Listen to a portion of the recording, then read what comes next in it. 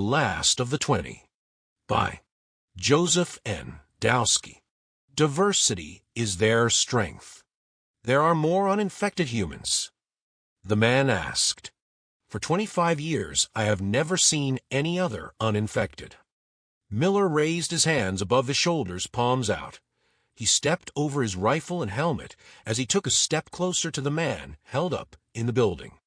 Without his helmet, he was not able to detect where the man exactly was and could not determine if he was still pointing his semi-automatic rifle at him. There were others. I fear the shelter that I came from had been overrun by the prune faces, wiping out the survivors. Prune faces? The man questioned. Oh, you mean the mutant hordes? He realized what Miller was referring to. Yes, the mutant hordes. Miller examined the building, checking its possibility as a defensive position. How long have you been here? Miller took a couple more steps forward with his hands still up. I was the caregiver of the hotel before the virus hit. I and one of the maids, my late wife, survived the original virus that killed most people and the mutated version that mutated those that were still alive. A natural immunity. 124 stated. It seems so. Miller responded to 124, then, turning his attention back to the unseen man. It seems you both had a natural immunity. I assume your daughters are also immune then. Miller spoke to the man. By the way, my name is Commander Miller. I am the sole survivor of Reclaim's Group 1. We were sent out from Shelter 1 in Manhattan, under Columbia University. This is 124. I met up with him at a former military outpost in Mamaroneck, New York. Mamaroneck? The man questioned. Yes. Miller answered. Do you not know Mamaroneck? It's a 2-day walk from here. The man was silent at first. I grew up in Mamaroneck. I went to school there. Yes, I know Mamaroneck. A fellow New Yorker. Miller smiled. May I know your name? Julius, although my mother called me Julius. Sounding less stressful in his voice, he opened up more. Julius? Miller questioned. Yes, she was an Afro-Chilean. Her mother tongue was, of course, Spanish. She would never pronounce my name as Julius, which is the name my father gave me. He was Hungarian. A mulatto. Stated 124. And your wife? She was Chinese. Why? Julius asked the machine. It could explain why you were both immune to the virus. I am guessing your wife mutated after the virus changed. 124 asked. Yes. It was a year after the birth of our last daughter. She began to show signs of effects of the mutated version of the virus. One night, she just left. I'm assuming she must have passed away by now. That was nearly 15 years ago. Julius, how have you been able to defend yourself from the mutant hordes?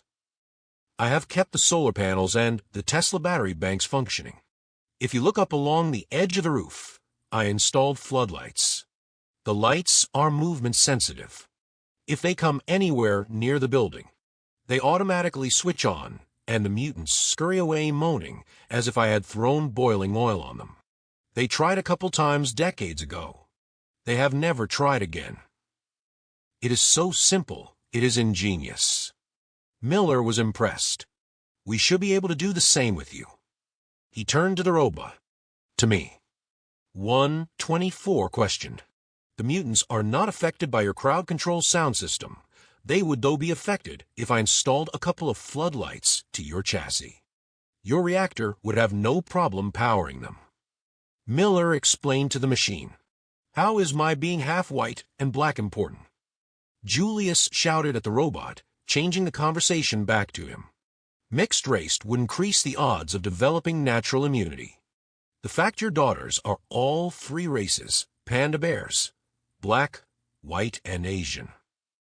What are you saying? Miller asked so that Julius could also hear him. I theorize they have an even stronger natural immunity to the virus than their parents. One could argue that diversity truly is their strength. 124 explained so both men could hear him. How would that have given us immunity? Julius called out, "Why is inbreeding bad for animals?" 124 answered with a question. "It increases the chances of unhealthy children." Julius answered, "A more diverse gene pool is better for the offspring.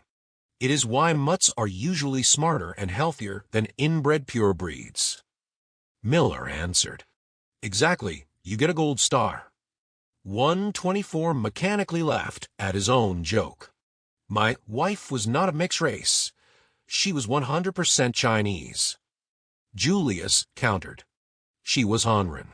The virus was originally designed not to target Hanren, ethnic Chinese.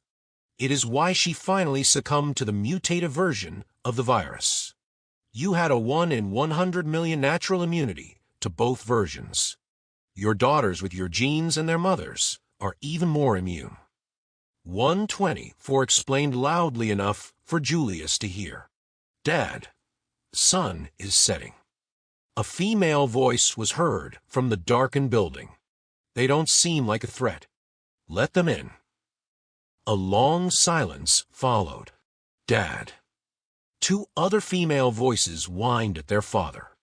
Julius called out to Miller, "Okay, you two can come in. But no funny stuff." "Of course, thank you. No funny stuff. Do you mind if I retrieve my rifle and helmet?" Miller asked for permission. Thinking for a moment, Julius finally agreed. "Fine. Fine, get your gear and come in before the sun sets." Miller decided not to put his helmet back on, thinking it was better they could see his face and realize that he was not a threat. As they entered the lobby of the motel, the sun just finished setting behind them. Julius still had his weapon trained on Miller as the oldest daughter turned on interior lights. She also trained a semi-automatic rifle on Miller. The young daughters, who were also armed, closed and barred the door behind them. Miller had his rifle slung on his back. Putting his helmet on the ground, he put his hands back up. "I assure you, we are not a threat." The oldest daughter, looking into Miller's eyes, seemed to trust him. She lowered her weapon. "Dad, it's okay." Julius lowered his weapon too, but still kept it ready. "Are you hungry?" one of the other daughters asked. "We have roast venison and rabbit stew with potatoes and carrots." "Thank you for asking." 124 wrongly assumed he was being asked to. "But I don't eat."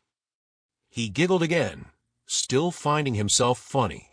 The two younger girls laughed at his joke, pleasing the robot greatly. "I like them more than you," 124 told Miller.